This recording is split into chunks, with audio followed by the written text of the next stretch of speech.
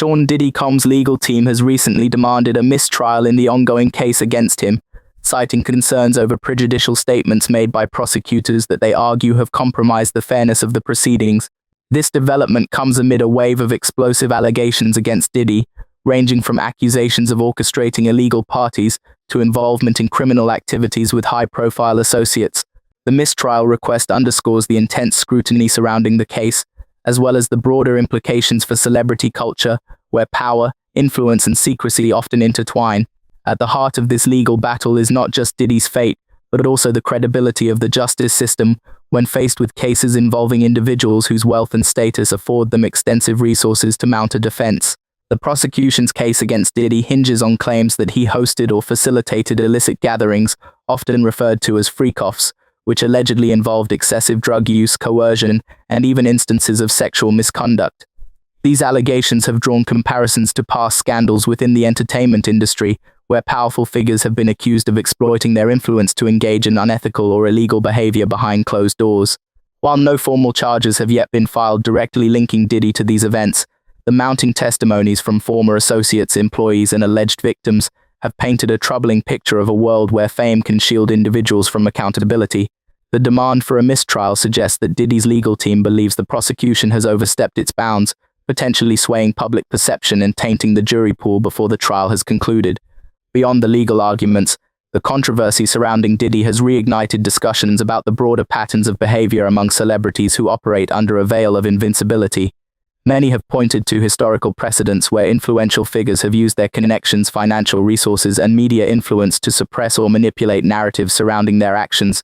In some cases, settlements and non-disclosure agreements (NDAs) have been employed to silence accusers, effectively allowing perpetrators to evade legal consequences while maintaining their public image. The current case against Diddy appears to be following a similar trajectory, with his legal team attempting to challenge the legitimacy of the proceedings rather than addressing the substance of the allegations head-on. The mistrial motion also raises questions about the role of media coverage in shaping legal outcomes. High-profile cases involving celebrities often attract intense public attention, which can influence how evidence is presented, how witnesses are perceived, and even how jurors interpret testimony. Prosecutors must walk a fine line between presenting compelling evidence and ensuring that their rhetoric does not unduly prejudice the court. Diddy's lawyers argue that recent statements made by prosecutors have crossed that line, creating an environment where an impartial verdict may no longer be possible. If the judge grants the mistrial request, it could set the stage for a prolonged legal battle, further fueling speculation about what truths remain buried beneath layers of legal maneuvering. Diddy's alleged involvement in illicit parties, particularly those described as freak-offs, places him within a long-standing tradition of celebrity excess and exploitation that has plagued Hollywood and the music industry for decades. These secretive gatherings, reportedly characterized by excessive drug use, hedonistic behavior, and potential coercion, mirror infamous scandals that have surrounded other high-profile figures throughout history. The concept of exclusive, invitation-only parties hosted by powerful entertainers is not new. Rather, it is a pattern that has recurred across different eras, often involving individuals whose influence allows them to operate with impunity. From the decadent orgies of Hollywood's golden age to the more modern accounts of late-night after-parties fueled by narcotics and manipulation, the entertainment industry has long harbored a darker side that remains largely hidden from public view. One of the most striking parallels to Diddy's case is the legacy of Hugh Hefner and the Playboy Mansion, where countless young women were allegedly pressured into participating in degrading situations under the guise of glamour and exclusivity.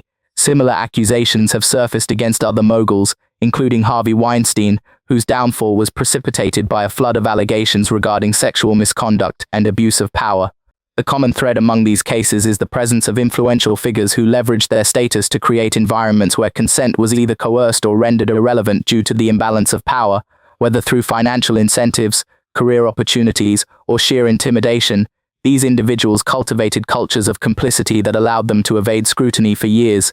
Diddy's alleged role in facilitating such events adds another layer to this troubling history, particularly given the intersection of music, fashion, and celebrity culture that defines his career. Reports suggest that these so-called freak-offs were not merely private affairs but rather orchestrated experiences designed to push boundaries and blur ethical lines. Some accounts describe instances where participants were allegedly encouraged or even pressured to engage in extreme behaviors, with little regard for their well-being. While definitive proof of these claims remains elusive, The sheer volume of anecdotal evidence and the growing number of individuals willing to come forward suggest that something far more insidious than mere partying may have taken place. The broader implications of these allegations extend beyond Diddy himself, touching on the systemic issues that allow such behavior to persist unchecked. The entertainment industry has historically been reluctant to hold its own accountable, often prioritizing profit and reputation over justice. When victims attempt to speak out, they frequently encounter resistance from institutions that benefit from maintaining the status quo. Legal threats, financial settlements, and strategic silencing tactics have all played a role in suppressing dissent, ensuring that those in positions of power face minimal consequences. In light of this reality, Diddy's case serves as yet another example of how deeply entrenched these patterns are, and why meaningful change requires more than just isolated legal battles. It demands a fundamental shift in how society addresses accountability at the highest levels of influence. The allegations surrounding Sean Diddy Combs extend beyond his individual actions, implicating a network of powerful figures who may have facilitated or turned a blind eye to the reported misconduct. Among the most scrutinized individuals in this context is Ellen DeGeneres, whose alleged ties to Diddy and his inner circle have raised questions about her potential involvement in covering up or enabling the activities at these secretive gatherings. While no direct evidence has emerged linking DeGeneres to specific wrongdoing, historical accounts and circumstantial details have led many to speculate about the extent of her knowledge and whether she played a role in protecting those responsible. Ellen's association with Diddy dates back to their professional collaborations, during which time she appeared on his records and publicly praised his influence in the entertainment industry. More notably, reports suggest that she attended several of Diddy's infamous freak-off parties, a claim supported by references in his music and previous interviews.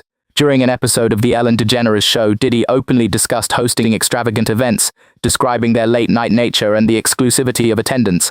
When Ellen asked if she had ever been invited, Diddy responded affirmatively, stating that she was always welcome but had rarely shown up.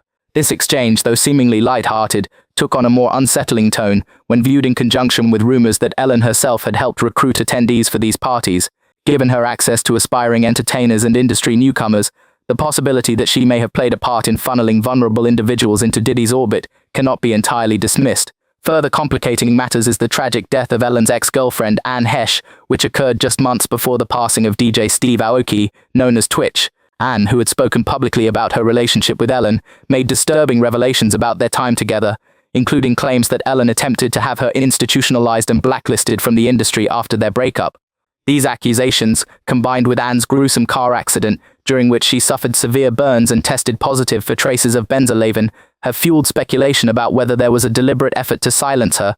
The eerie proximity of her death to Twitch's own demise has only intensified concerns about potential cover-ups and the lengths to which certain individuals might go to protect themselves from exposure. Beyond Ellen, whispers have circulated about other high-profile figures who may have been complicit in shielding Diddy from scrutiny. Some sources allege that industry executives, talent managers, and even law enforcement officials were aware of the activities taking place at Diddy's parties, but chose to look the other way due to his influence. The notion that powerful individuals could collude to suppress information is not unprecedented.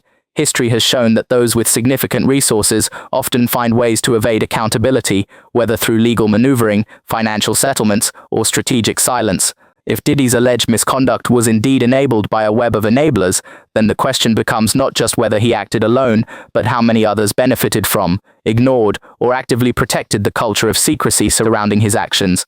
The allegations against Sean Diddy Combs fit into a disturbing pattern that has repeated itself throughout history, where powerful individuals, particularly those in the entertainment industry, leverage their influence to obscure the truth and evade accountability. This phenomenon is not unique to Diddy. Rather, it reflects a broader trend in which celebrities and moguls utilize legal teams, financial resources, and media manipulation to control narratives and silence those who threaten to expose them. Time and again, cases have emerged in which victims or whistleblowers attempt to come forward, only to be met with legal threats, smear campaigns, or outright disappearance from public life.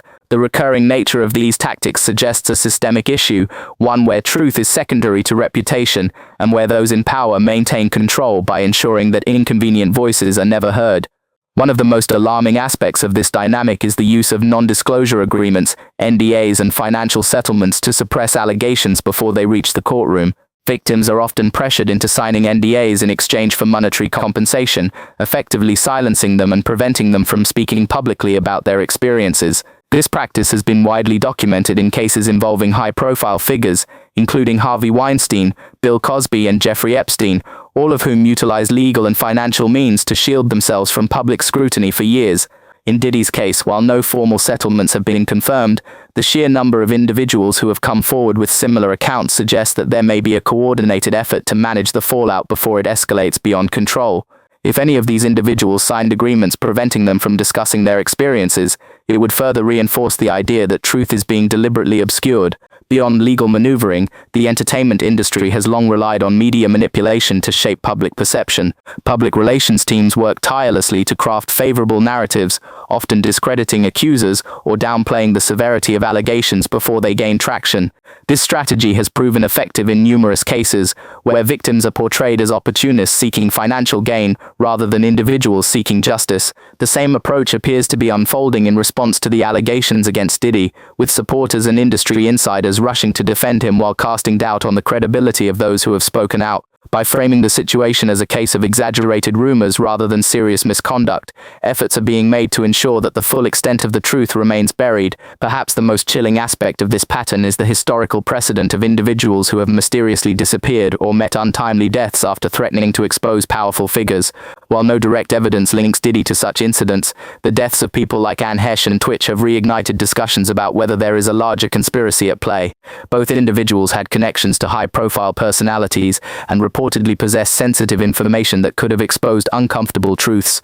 Their sudden and suspicious demises have led many to question whether these were coincidences or part of a more calculated effort to eliminate potential threats. If such a pattern exists, it suggests that the suppression of truth is not merely a matter of legal tactics or media spin. It may involve more sinister methods designed to ensure that certain stories never see the light of day. The demand for a mistrial in Sean Diddy Combs' legal case represents a critical turning point in the proceedings, signaling both the complexity of the allegations and the challenges of securing a fair trial in high-profile celebrity case. Diddy's legal team has argued that the prosecution's statements have created an atmosphere of undue prejudice, making it increasingly difficult to ensure an impartial outcome. If granted, a mistrial would reset the judicial process, forcing prosecutors to reassess their strategy and potentially delaying the resolution of the case for months or even years.